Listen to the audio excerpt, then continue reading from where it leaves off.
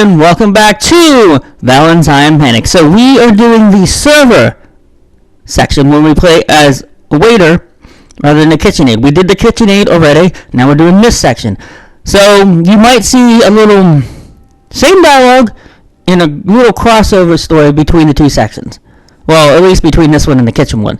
Some of the dialogue will be altered, so and we might be reading the same stuff. Who knows? But I wanted to keep this series going rather than just ending it with the KitchenAid, because that's what I did the last time. When I did this section, I just ended it. If games give me an opportunity to play two different scenarios, I will do both rather than ending once with one section. So I rested my head back against the counter drawer, letting out a silent sigh. Joey chuckled at the sight, shaking his head. Jeez, did that really wear you out? Mm-hmm. Well, yeah, that was a lot of people to serve. Well, it wasn't as bad as last year. We had a much smaller space and no breaks between customer waves. Really? Joey nodded. I can only imagine the hectic rush in a small cafe. I would probably have found some inner claustrophobia. Joey continued to organize pastries as he continued his story. It was my first year working here. I was pretty much like you my first day of the rush, but I was able to shake it off. To tell the truth, I was thankful for just having a job in the first place. For a moment, Joey paused and stared at the cinnamon bun in his hand, lost in some sort of nostalgic thought. Whether it was good or bad, I couldn't tell, but I knew that he was gracious either way. In essence, I was the same way. I needed a job and luck brought me here.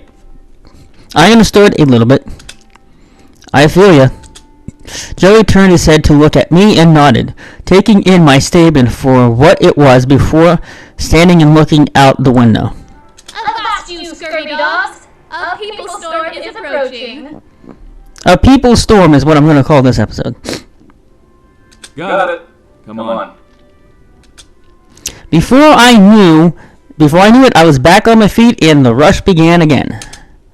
The waves alternated with breaks in between, but I somehow managed to survive all the way till 7 p.m.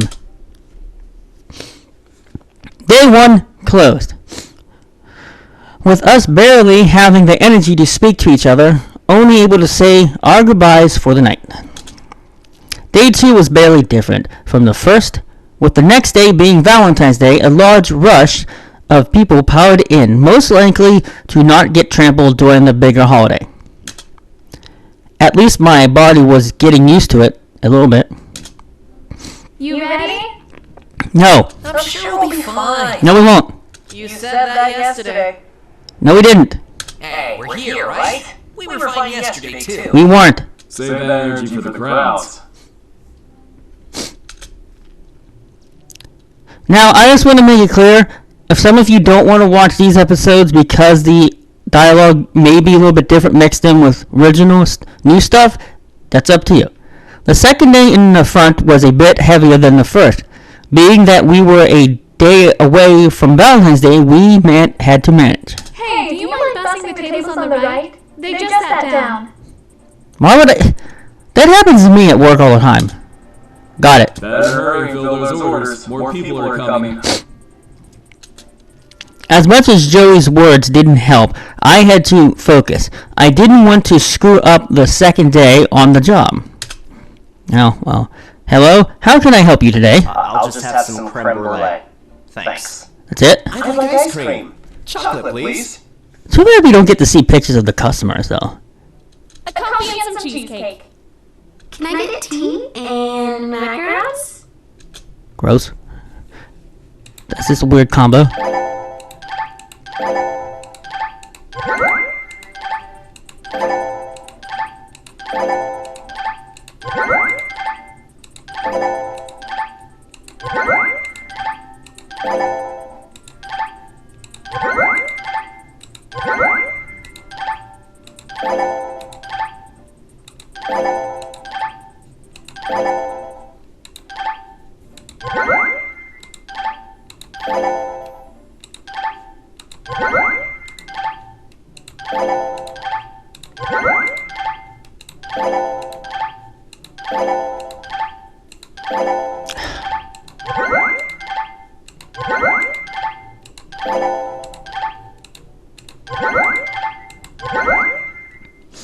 And just like that, I nailed my orders. Leah and Joey seemed proud.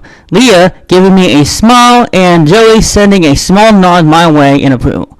I was nailing this, but I could only assume that the experience of the first day taught me well. At long last, the wave that had been rushing in finally calmed to a slow beat. Slow enough for us to take a break and breathe, despite being fully energized yesterday. Leah seemed a little more exhausted than expected. Hey Leah, are you okay? Huh? Oh yeah, I'm fine. Thanks for asking. Your facial expression says different. No problem. Leah gently leaned against the display counter and knocked over the display of pastries. I'm just kidding, that's not what it says. And wiped her head with her pink handkerchief, letting out a breathy laugh. Today is going to be long, but at least people are enjoying their food. What is a breathy laugh, anyways? It took a moment for me to get what Leah was saying. The customers were eating their meals, were happily chatting, or lost in their own worlds, smiles painting their faces with genuine joy. I guess that was the benefit of working in such a place. However, one thing was off. Where's Joey? Leah listened to my question and looked around, being curious as well before letting out a small sigh. He's probably in the alley listening to music. If you want to check up on him, you can. He'll be back in a minute. Stay with Leah or find Joey. I think we found Joey the last time, so let's go look for him again. I mean, not the last time, the first couple times I played this. As much as I trusted Leah, I knew the effects of music. Listen for too long and you lose track of time. That's true. Yo, what up, Joey? I walked out of the cafe and went into the alleyway from the kitchen. That is kind of creepy and weird. Spotting Joey leaning against the wall and getting Bobby and gently bobbing his head to music, earbuds sitting in both ears. Despite not wanting to disturb him, I knew that the break wasn't going to last long, so I walked out and stood in his line of sight, hoping to catch his attention. That would be creepy if you're like sitting there bobbing your head and you look and your coworkers is like looking at you. You'd be like, ah. He's like, really? As he finally took in the sight of me, he slid an earbud out of his ear and furrowed his eyebrows in confusion. What is it? Need help with something? No, I just wanted to make sure you were okay and didn't get lost in the break. Joey stared for a moment before chuckling and shaking his head. I'm all good. You don't need to worry about me. I appreciate that, though. No problem. We're co-workers, I got you. Joey relaxed against the wall and lifted his cell phone out of his pocket, running his thumb over the screen, possibly to turn down the volume of his music before looking to me again. I used to work at a club, so music helps me relax. I get it. It helps a lot of people relax. I used to listen to it. My mind instantly went blank. Wait, what? Wait, you worked at a club? Joey nodded and lifted his phone towards me. On it was an album with the silhouette of a man on a pole dancing with rave lights around him. Okay, that's just weird. I used to work at the Mad Vibes Club, an underground dance and strip club deep in Chicago. I knew you were going to say that. I was a bouncer and was part of club security. My older Cool. brother was a DJ, and my younger brother was a pole dancer. Okay, that was weird. So that means Joey is the second oldest, the middle child. And it was weird that your brother's a pole dancer. Your younger brother anyways. I was stunned. He was speaking so bluntly about the experience.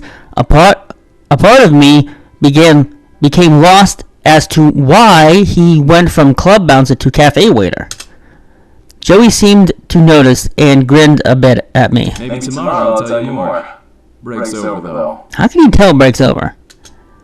Alright, we'll read a little more and we'll probably close out the episode. And like that, Joey made his way inside, leaving me lost and dumbfounded. Yeah, I'm recording this and even I'm dumbfounded. Huh. Uh-huh.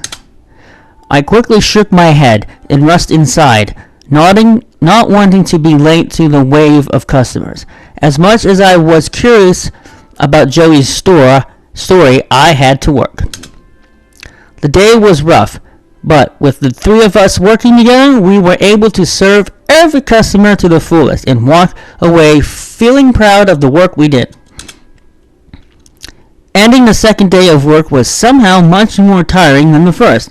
Maybe it was because of the workload, or maybe it was because of the tediousness of the job started to get to me. Either way, I had to shake it off and go into the third day. Valentine's Day. Talk about being nervous. I was eternally shaking. If the first 2 days were merely glimpses of the chaos that would occur, then the actual holiday would be a nightmare. I expected and prepared for the worst. No breaks, no time to settle into any form of autopilot. I had to be constantly on my toes. At least this was the last day of the event. However, one question lingered. What happens after the event? Was this job temporary, or was this going to be a job I got to keep for a while? I think the ending will be the same, if I remember correctly, is the same as the kitchen section where she asked if you want to keep the job. The details were never discussed with me, but I guess I had to wait until either Kay, the owner, or Naomi, the manager, was available to talk about it. At least this week was worth $752, or $50. Alright, we'll probably read this and we'll probably close out the episode. The psych up for the third day seemed a little off. Despite Leah being the happy and positive one of the bunch, something about her smile seemed nervous for the day ahead, probably for the expected crowds. Let's read one more. Alright, gang. Last day of the event. We got this. Let's do the best we can. We can do this. We can relax and celebrate after. You know what, Leah? You're right. Let's aim to get everything done. Then we can have a little event of our own when we close up. We can do that? Alright. The group nodded, assuring me that the party was okay to have in the cafe after hours.